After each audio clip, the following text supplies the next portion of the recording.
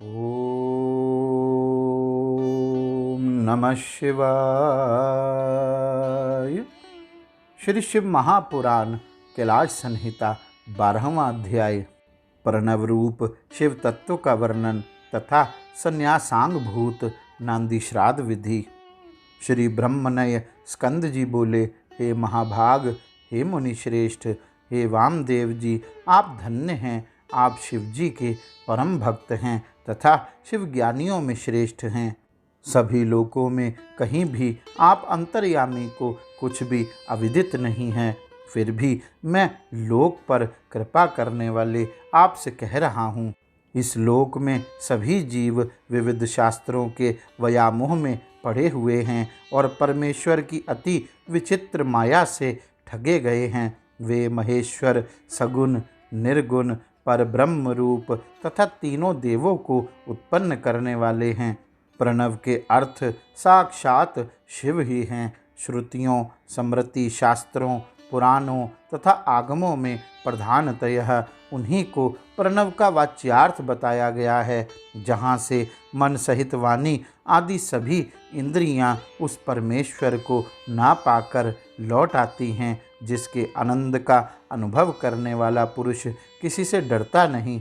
ब्रह्मा, विष्णु तथा इंद्र सहित यह संपूर्ण जगत भूतों और इंद्रिय समुदाय के साथ सर्वप्रथम जिससे प्रकट होता है, जो परमात्मा स्वयं किसी से और कभी भी उत्पन्न नहीं होता, जिसके निकट विद्युत, सूर्य और चंद्रमा का प्रकाश काम नहीं देता तथा जिसके ही प्रकाश से यह संपूर्ण जगत सब ओर से प्रकाशित होता है, वह परब्रह्म परमात्मा संपूर्ण ऐश्वर्य से संपन्न होने के कारण स्वयं ही सर्वेश्वर शिव नाम धारण करता है, जो सर्वव्यापी प्रकाशात्मा, प्रकाश रूप एवं चिन्मय शंभु मुमुक्षुओं के द्वारा हृदयाकाश में ध्यान किए जाने योग्य है। जिन परम पुरुष की पराशक्ति शिवा भावगम्य, मनोहर, निर्गुण, अपने गुणों से निगूढ़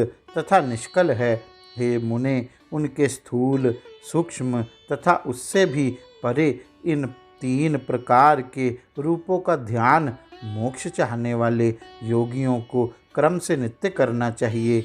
वे संपूर्ण देवों के आदिदेव, सनातन एवं निष्कल हैं, जो ज्ञान, क्रिया, स्वभाव एवं परमात्मा कहे जाते हैं। उन देवादिदेव की साक्षात मूर्ति ही साक्षात सदाशिव है।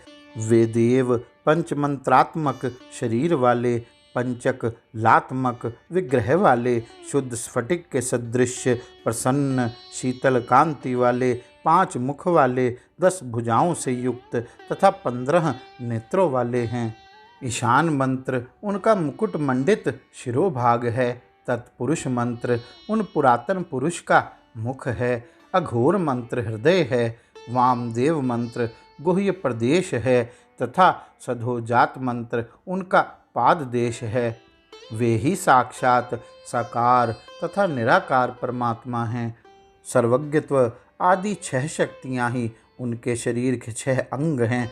वे शब्द आदि शक्तियों से स्फुरित हृदय कमल में विराजमान हैं और वाम भाग में अपनी शक्ति मनोमणि से विभूषित हैं।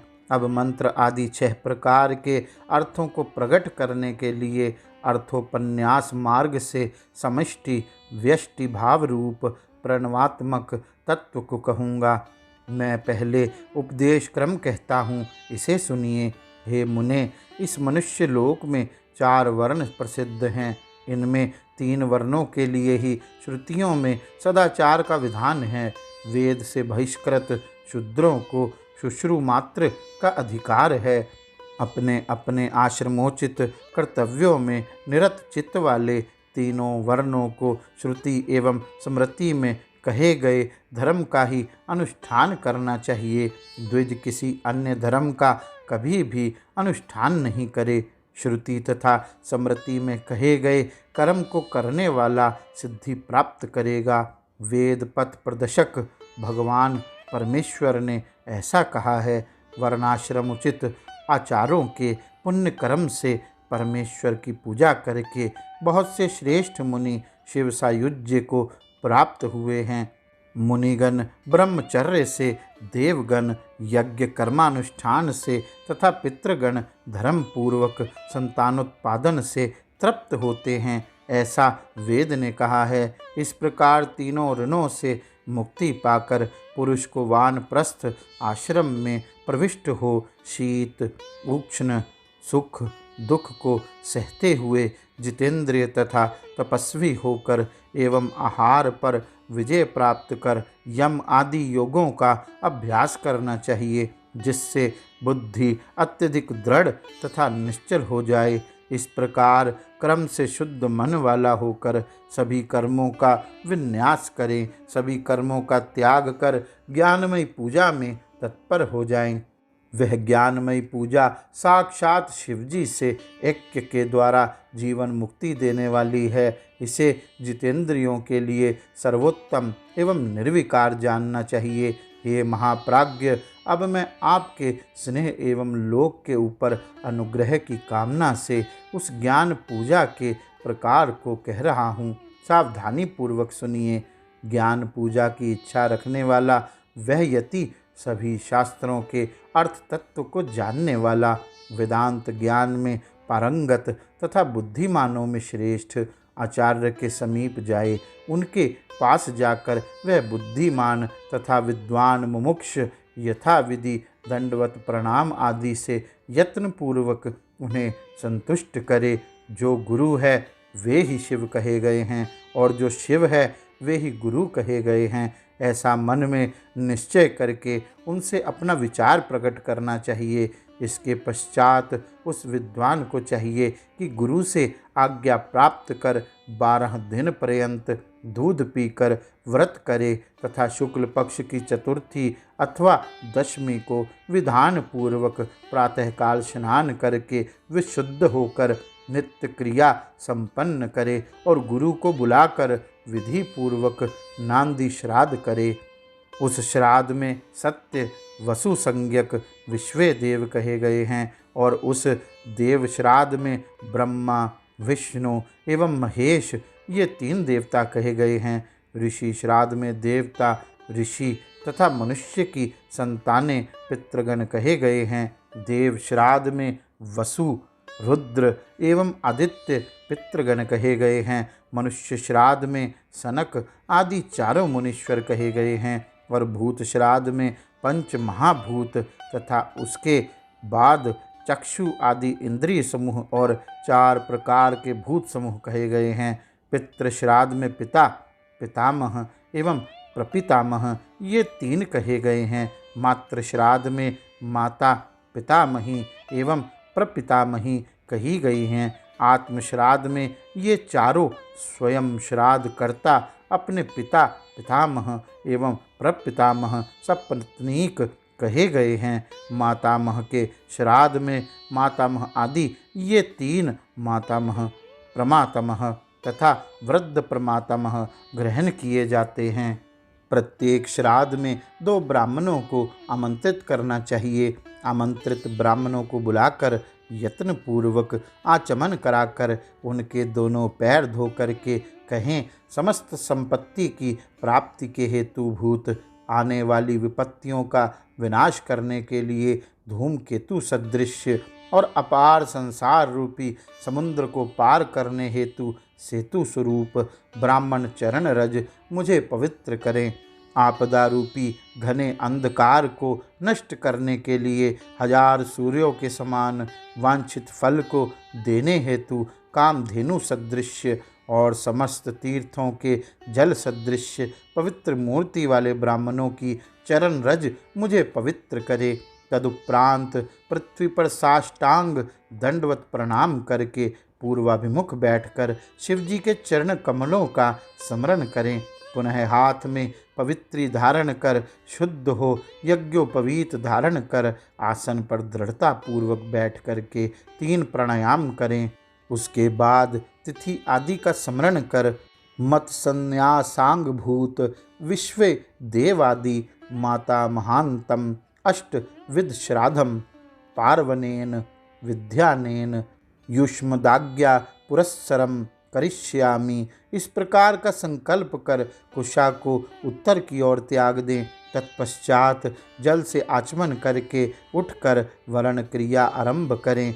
हाथ में पवित्री धारण कर 2 ब्राह्मणों का हाथ स्पर्श कर उनसे इस प्रकार कहें, विश्वे देवार्थ भवन्तो व्रणे भव दम्भ्याम क्षण प्रसादनीय। यही विधि सर्वत्र है। इस प्रकार वर्ण क्रम समाप्त कर मंडलों की रचना करें। उत्तर से लेकर 10 मंडल बनाकर अक्षतों से पूजन करके उनमें क्रम से ब्राह्मणों को बैठाकर उनके पैरों पर अक्षत आदि चढ़ाएं और विश्वदेवा आदि नामों से संबोधन पूर्वक यह कहें कि आप लोगों के लिए कुश पुष्प अक्षत तथा जल सहित यह पाद्य है। पाद्य देने के बाद स्वयं भी पैर धोकर उत्तराभिमुख हो आचमन कर उन 2 ब्राह्मणों को आसनों पर बैठाकर विश्वदेव स्वरूप ब्राह्मणों के लिए यह आसन है ऐसा कहकर उन्हें कुश का आसन प्रदान करके स्वयं हाथ में कुश लेकर बैठें। अस्मिन् नांदी श्राद्धे विश्वदेवार्थमिदं पाद्यम भवदभ्याम शनः क्रियताम भवन्तो पापनुताम। इस वाक्यों को कहें। इसके पश्चात ब्राह्मण कहे कि पाद्यम पापनुयाव दर्भः पापनुयाव। इस प्रकार स्वीकारात्मक वाक्य कहना चाहिए। इसके बाद उन श्रेष्ठ द्विजों से यह प्रार्थना करें, मेरा कार्य पूर्ण हो, मेरे संकल्प की सिद्धि हो और आप लोग मेरे ऊपर कृपा करें। इसके पश्चात केले के धुले हुए शुद्ध पत्तों पर अन्न आदि भोज्य पदार्थों को परोसकर अलग अलग कुशा बिछाकर उस पर जल छिड़कने के बाद प्रत्येक पात्र पर अपने दोनों हाथ रखकर आदर पूर्वक पृथ्वी ते पात्रम आदि मंत्र पढ़ना चाहिए और देवादिकों में चतुर्थी विभक्ति का उच्चारण कर अक्षत के साथ जल लेकर विश्वेभ्यम एतदनं स्वाहाम इदम नामम ऐसा पढ़कर अक्षत सहित जल भोजन पात्र पर संकल्पित करें। सभी जगह माता आदि के लिए यही विधि है। इसके बाद जिनके चरण कमल के स्मरण से तथा जिनके नाम जप से न्यून कर्म भी पूर्ण हो जाता है उन सांब शिव को मैं प्रणाम करता हूँ। इस प्रकार प्रार्थना कर फिर बोले कि मैंने जो यह नांदी मुख श्राद्ध किया है वह यथा योग्य है ऐसा आप कहें। तब ब्राह्मण कहे कि ऐसा ही हो। तत्पश्चात उन श्रेष्ठ ब्राह्मणों को प्रसन्न करके आप हाथ में स्थित जल को पृथ्वी पर छोड़कर दंडवत प्रणाम करके फिर उठकर उदार बुद्धि वाला यह यजमान अत्यंत प्रेम पूर्वक ब्राह्मणों से हाथ जोड़कर प्रार्थना करे कि यह अन्न अमृत हो। इसके बाद श्री रुद्र सूक्त, चमकाध्याय तथा पुरुष सूक्त का यथाविधि पाठ करे और सदा शिव का ध्यान कर ईशान, तत्पुरुष, अघोर, वामदेव एवं सधोजात 5 ब्रह्म मंत्रों का जप करे। भोजन के अंत में रुद्र सूक्त का पाठ कराकर ब्राह्मणों से क्षमा प्रार्थना करे और अमृतापिधानमसि स्वाहा मंत्र से उपरा पोषणार्थ जल प्रदान करें। इसके बाद पैर धोकर आचमन करके पिंड स्थान पर जाएं और पूर्वाभिमुख बैठकर मौन धारण करके 3 बार प्राणायाम करें। अब मैं नांदी मुख श्राद्ध का अंगभूत पिंडदान करूँगा ऐसा संकल्प कर दक्षिण से आरंभ कर उत्तर तक 9 रेखाएं बनाकर उनके आगे पूर्व की और अग्रभाग वाले 12 कुशों को क्रमशः दक्षिण की ओर से देवता आदि से 5 स्थानों में बिछाकर तथा क्रम से पितृवर्ग के 3 स्थानों में मौन भाव से अक्षत और जल छोड़ें। अन्य मात्र पक्ष के स्थानों में भी जल से मार्जन कर देना चाहिए। इसके बाद अत्र पित्रो माध्यध्वम यह कहकर अक्षत सहित जल से पूजन करके इसी क्रम से देवगणों के 5 स्थानों पर भी अक्षत जल समर्पित करना चाहिए। तदंतर उन देवताओं के चतुर्थ्यंत नामों का उच्चारण करके 5 स्थानों में प्रत्येक स्थान पर 3-3 पिंड प्रदान करें। इसी तरह शेष स्थानों पर भी पिंड प्रदान करें। अपने गुह्य सूत्र में बताए गए विधान से पृथक पृथक पिंडदान करें और पितरों के साद्गुण्य के लिए इसे जल अक्षत सहित दें। इसके पश्चात यत्पाद पद्म स्मरणात् इस श्लोक को पढ़ते हुए हृदय कमल के मध्य में सदाशिव का ध्यान करें। ब्राह्मणों को नमस्कार कर उन्हें अपने सामर्थ्य के अनुसार दक्षिणा प्रदान करके क्षमा प्रार्थना करें और उन्हें विदा करके क्रम से पिंडों को उठाकर गौ को खिला दें अथवा जल में डाल दें। इसके अनंतर पुण्याहवाचन कराकर बंधुजनों के साथ भोजन करें। तत्पश्चात दूसरे दिन प्रातःकाल उठकर वह बुद्धिमान नित्य क्रिया संपन्न कर उपवास करते हुए काख तथा उपस्थ के बालों को छोड़कर शौर कर्म कराए। कर्म करने तक दाढ़ी, केश, मूछ तथा नाखून को ना कटवाएं। बाद में विधि पूर्वक समस्त केशों का वपन कराकर स्नान कर धौत वस्त्र धारण कर लें और शुद्ध होकर मौन भाव से 2 बार आचमन करके विधि पूर्वक भस्म धारण करें। पुण्य वाचन करके स्वयं का प्रोक्षण कर उससे स्वभावतः शुद्ध देह वाला होकर होम सामग्री तथा आचार्य दक्षिणा के निमित्त भूत द्रव्यों को छोड़कर संपूर्ण द्रव्यों को महेश्वर ब्राह्मणों विशेषकर शिव भक्तों तथा गुरु स्वरूप शिव को समर्पित करके वस्त्र आदि तथा दक्षिणा प्रदान करें। तदुपरांत पृथ्वी पर दंडवत प्रणाम करके धुले हुए डोरा, कोपीन वस्त्र, दंड आदि धारण करके होम द्रव्य तथा समीदा आदि को क्रम से लेकर समुद्र तट पर, नदी के किनारे, पर्वत पर, शिवालय में, वन में, गौशाला में कहीं भी उत्तम स्थान पर विचार करके वहां स्थित होकर आचमन करने के अनंतर सर्वप्रथम मन में माला की परिकल्पना कर ओंकार सहित ब्रह्म मंत्र ओम नमो ब्रह्मणे इस मंत्र को 3 बार जप कर अग्नि मिले पुरोहितम इस मंत्र का उच्चारण करें। इसके बाद अथ महाव्रतम अग्नि व देवानाम एतस्य समामनायम ओम ईशे त्वोर्ज तवा वायवस्थ अगन आयहि वितये तथा शम नौ देवीर्भिष्टये इत्यादि का पाठ करें। तत्पश्चात म य र स त ज भ न ल ग पंच संवत्सरमयम